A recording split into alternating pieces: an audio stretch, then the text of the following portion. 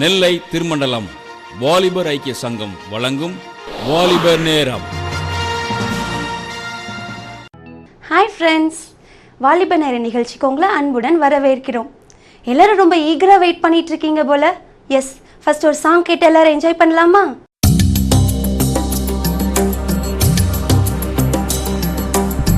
போதும் போதும் சோதனைகள் போதுமே,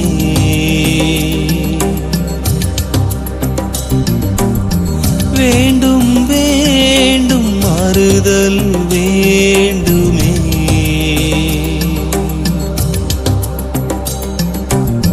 தயாபரனே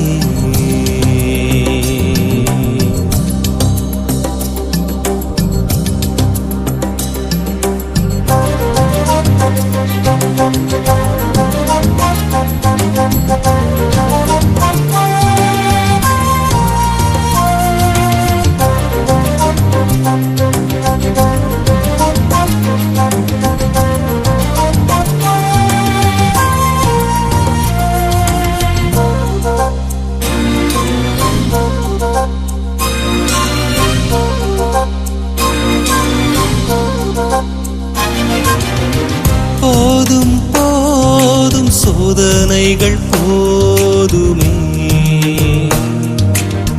வேண்டும் வேண்டும் மாறுதல் வேண்டுமே,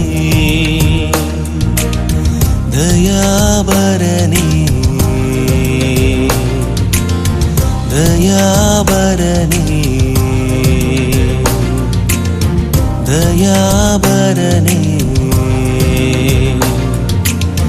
தயாபரனே.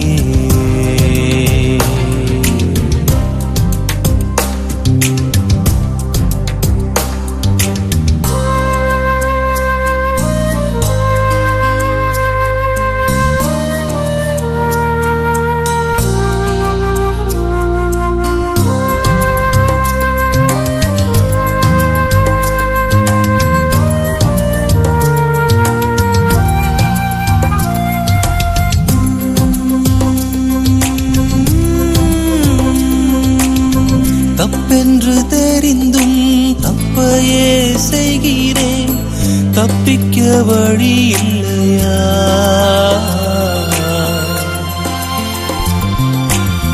தப்பென்று தெரிந்தும் தப்பையே செய்கிறேன், தப்பிக்க வழி இல்லையா? தப்பே செய்யாத என் இயேசுதேவா, தப்பிக்க வழி செய்வீரா? தப்பே செய்யாத என் இயேசுதேவா, தப்பிக்க வழி செய்வீரா? தயாபரனே தயாபரனே தயாபரனே தயாபரனே இறங்கி வாருமே.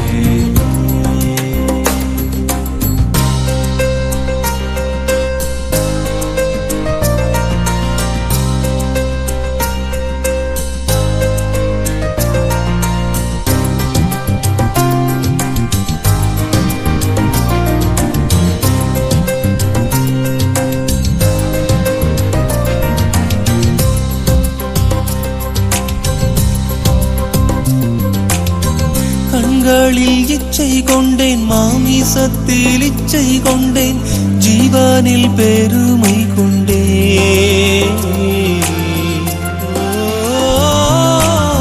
கண்களில் இச்சை கொண்டேன், மாமிசத்தில் இச்சை கொண்டேன், ஜீவனில் பெருமை கொண்டேன். எப்படி இவைகளை மேற்கொள்வேன் என்று உம்மையை நோக்கி நின்றேன். எப்படி இவைகளை மேற்கொள்வேன் என்று உம்மையை நோக்கி நின்றேன். தயாபரனே தயாபரனே தயா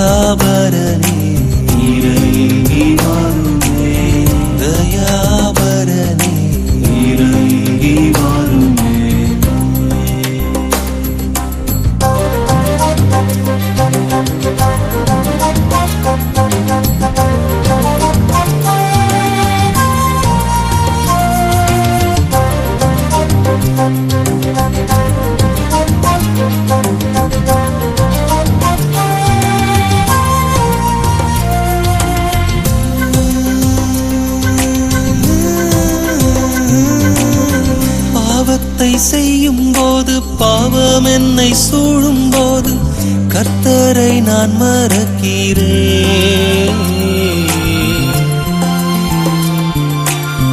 பாவத்தை செய்யும் போது, பாவம் என்னை சூடும் போது, கர்த்தரை நான் மறக்கிறேன். பாவத்தின் பலனை நான் அடையும் போது, கர்த்தரை நான் நினைக்கிறேன். பாவத்தின் பலனை நான் அடையும் போது, கர்த்தரை நான் நினைக்கிறேன். தயாபரனே வாருமே, தயாபரனே வாருமே, தயாபரனே வாருமே, தயாபரனே வாருமே, தயாபரனே வாருமே, தயாபரனே. என்ன ஃப்ரெண்ட்ஸ், சாங் கேட்டு அப்படியே உட்காந்துட்டீங்களா? Okay, fine. என்னதான் இருந்தாலும் கர்த்தருடைய வார்த்தை நமக்கு மிகவும் அவசியம். கர்த்தருடைய வார்த்தையை கேட்கலாமா?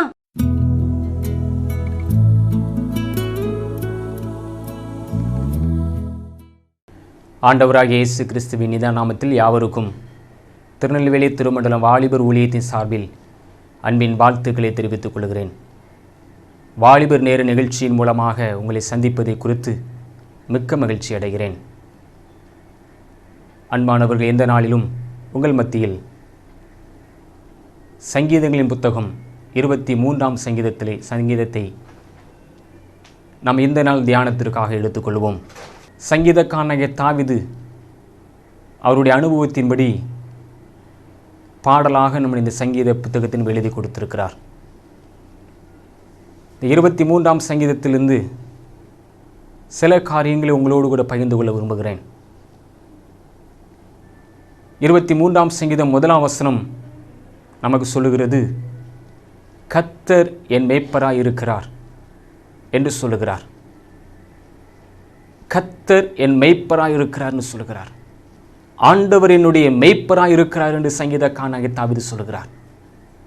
கர்த்தர் என்னை நடத்துகிறவராக இருக்கிறார் என்று சொல்கிறார். உலகத்தின் காரியங்களை என்னை நடத்தவில்லை, என் கூட இருக்கிறவர்களை என்னை நடத்தி செல்லவில்லை, கர்த்தர் என்னை நடத்தி செல்கிறார் என்று ஒரு தைரியமாக ஒரு காரியத்தை எடுத்துரைக்கிறதை பார்க்கிறோம். ஒரு மேய்ப்பன் ஆடுகளை நடத்தி செல்வது போல கர்த்தர் என்னை நடத்தி செல்லுகிறார் என்று சொல்கிறார். அன்பானவர்களே, நம்முடைய வாழ்க்கையிலும் ஆண்டவருடைய நடத்துதல் இருக்கிறதா? கர்த்தர் நம்மை நடத்தி செல்கிறாரா? அல்லது உலகத்தின் காரியங்கள் நம்மை நடத்தி செல்கிறதா? அல்லது உலகத்தின் நண்பர்கள் நம்மளை பின்னால் இருந்து நடத்தி கொண்டு போகிறார்களா? அல்லது உலகத்தின் மூட நம்பிக்கைகளை நம்பி அதன் வழி நீங்கள் சென்று கொண்டிருக்கிறீர்களா? அன்புக்குரியவர்களே, அப்படி உலகத்தின் காரியங்களும் உலகத்தின் சில நம்பிக்கைகளும் உலகத்தில் உள்ள நபர்களும் நம்மளை பின்னால் இருந்து நம்மளை நடத்தி செல்லும் பொழுது அதனால் ஏற்படுகின்ற விளைவுகளை நாம் தான் சந்திக்கிறோம். ஆனால் அதே நேரத்தில் இந்த சங்கீதக்காரனாகிய தாவீது சொன்ன வார்த்தையின்படி நம்முடைய வாழ்க்கையில் ஆண்டவருடைய நடத்துதல் இருக்கும் பொழுது, கர்த்தருடைய நடத்துதல் நம்முடைய வாழ்க்கையில், நம்முடைய குடும்ப வாழ்க்கையில் பூரணமாக இருக்கும் பொழுது, அவர் கொடுக்கிற ஆசீர்வாதம் என்ன, அவர் கொடுக்கிற பலன்கள் என்ன, அவர் கொடுக்கிற ஆசீர்வாதங்கள் என்ன என்பதை குறித்தும் சங்கீதக்காரனாகிய தாவீது பின்னால் உள்ள வசனங்களில் தெளிவாக சொல்கிறார். அன்பானவர்களே, 1ஆம் வசனத்தில் பின்னால் உள்ள பகுதியில் சொல்கிறார், நான் தாழ்ச்சி அடையேன் சொல்கிறார். தாழ்ச்சி அடையேன் என்பது எதை குறிக்கிறது என்றால், குறைந்து போக மாட்டேன், எந்த அளவிலும் குறைந்து போக மாட்டேன் என்று சொல்லுகிறார். அன்பானவர்களே, நம்முடைய குடும்ப வாழ்க்கையில் கர்த்தருடைய நடத்துதல் இருக்கும் பொழுது எந்த விதத்திலும் குறைந்து போக மாட்டோம். குறைவில்லாமலுமே ஆசீர்வதிக்கிறவர் நம்முடைய ஆண்டவர். அன்பானவர்களே, ஒருவேளை கஷ்டமான சூழ்நிலை காணப்படலாம், குடும்பத்தில் வறுமை நிறைந்த சூழல் காணப்படலாம். அந்த சூழ்நிலையிலும் இருந்தும் அவருடைய நடத்துதலுக்கு உங்களை ஒப்பு கொடுத்து பாருங்க, கர்த்தருடைய வழிநடத்துதலுக்கு உங்களை அர்ப்பணித்து பாருங்க. அந்த வறுமை நிலையிலிருந்தும் உங்களை ஆசீர்வதிக்கிறவர் ஆண்டவர், உங்களை உயர்த்துகிறவர் ஆண்டவர். சங்கீதக்காரனாகிய தாவீது இன்னொரு சங்கீதத்தில் 34ஆம் சங்கீதத்தில் ஒரு வார்த்தை சொல்லுவாரா, சிங்க குட்டிகள் தாழ்ச்சியடைந்து பட்னியாய் இருக்கும் கர்த்தரை தேடுகிறவர்களுக்கோ ஒரு நன்மையும் குறைபடாதுன்னு சொல்லுகிறார். ஆண்டவரை தேடுகிறவர்களுக்கு ஒரு நன்மையும் குறைபடாது. நம்முடைய வாழ்க்கையில கர்த்தரை நம்ம தேடினோம் என்றால், கர்த்தரை தேடும் பொழுது, அவருடைய நடத்துதலுக்கு நம்மையும் நம்முடைய குடும்பத்தை ஒப்புக் கொடுக்கும் பொழுது, நம்முடைய வாழ்க்கையில் எந்த விதத்திலும் குறைந்து போக மாட்டோம். நன்மைகளை ஆண்டவர் கொடுக்கிறவராக இருக்கிறார். அன்பானவர்களே, கர்த்தருடைய நடத்துதல் நம்முடைய வாழ்க்கையில் குறைந்து போகாமல் ஆசீர்வாதத்தை கொடுக்கிறது. கர்த்தருடைய நடத்துதல், கர்த்தருடைய வழி நடத்துதல் நம்முடைய குடும்ப வாழ்க்கையில் இருக்கும் பொழுது, 2ஆம் வசனத்தை பார்க்கும் பொழுது சங்கீதக்காரனாகிய தாவீது சொல்கிறார், அவர் என்னை புல்லுள்ள இடங்கள் மேய்த்து என்று சொல்லுகிறார்.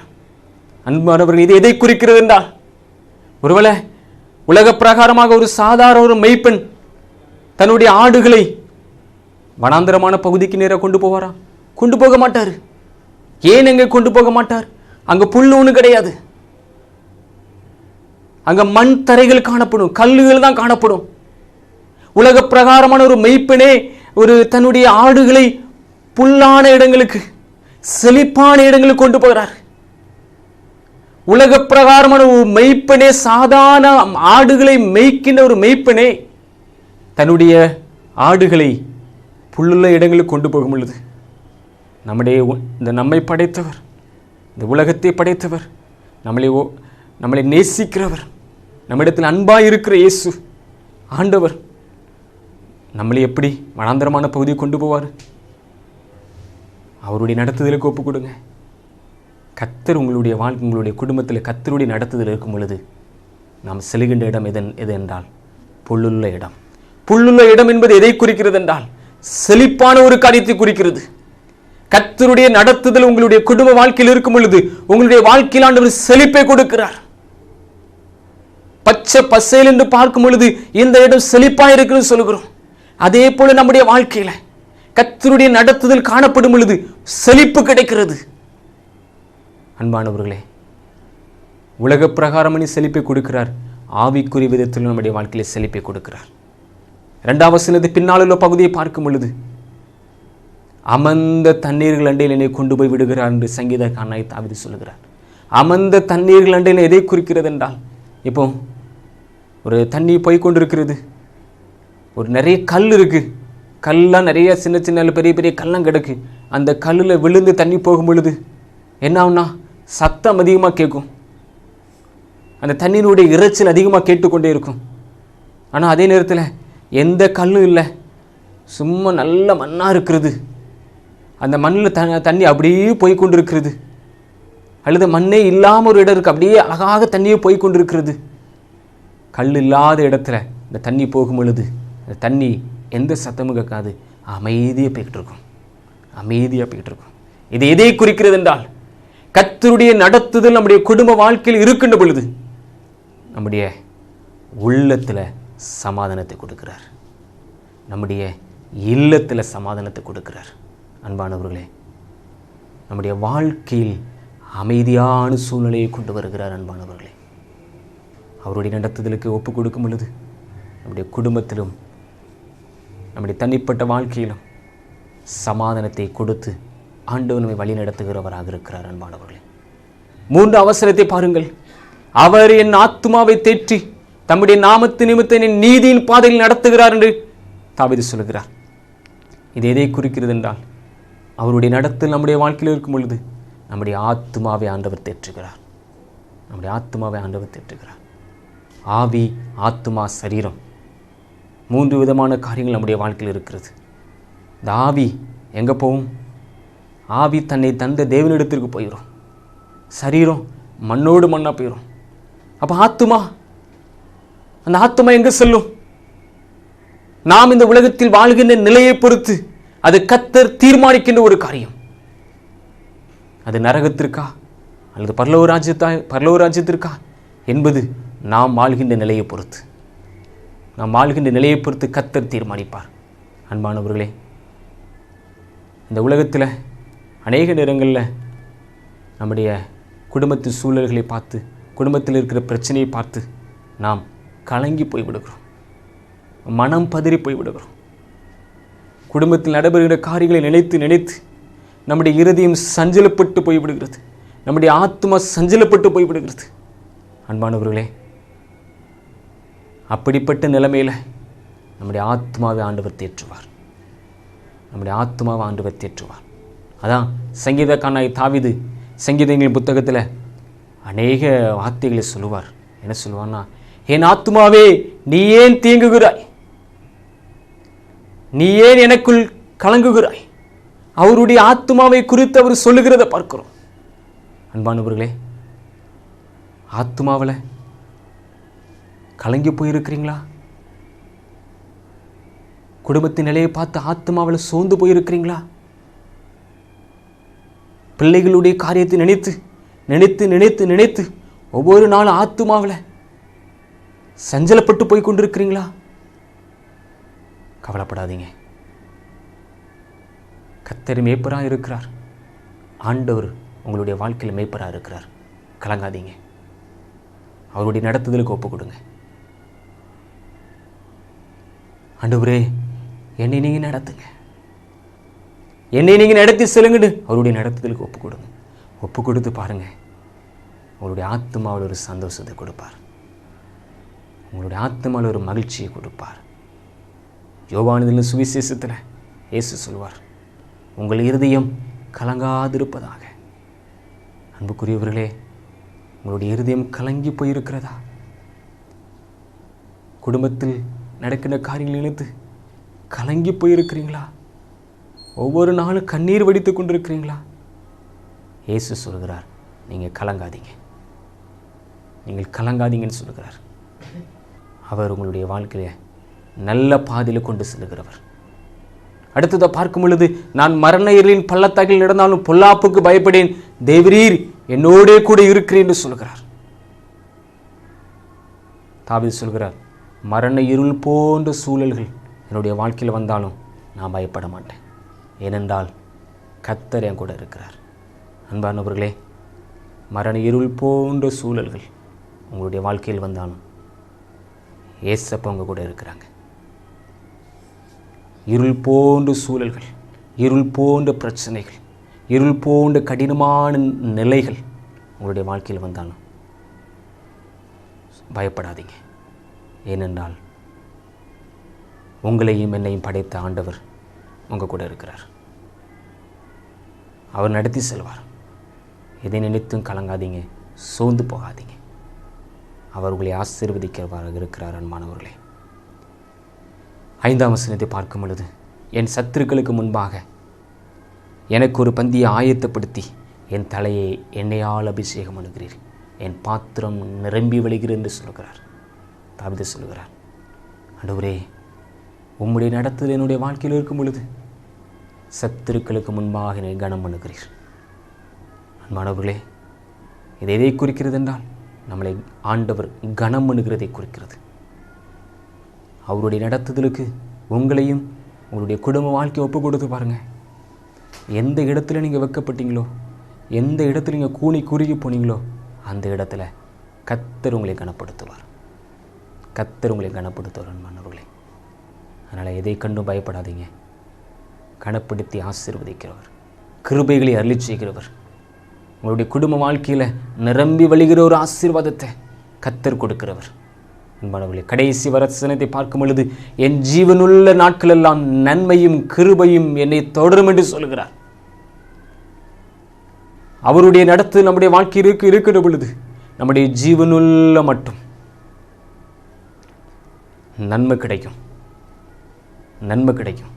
ஒரு நாளில் அவருடைய நடத்துதலுக்கு ஒப்பு கொடுத்துட்டு அந்த ஒரு நாள்லேயே நம்முடைய வாழ்க்கையில் நம்முடைய வாழ்க்கை முழுதும் ஆண்டவர் நடத்திடுவார்னு சொல்ல முடியாது.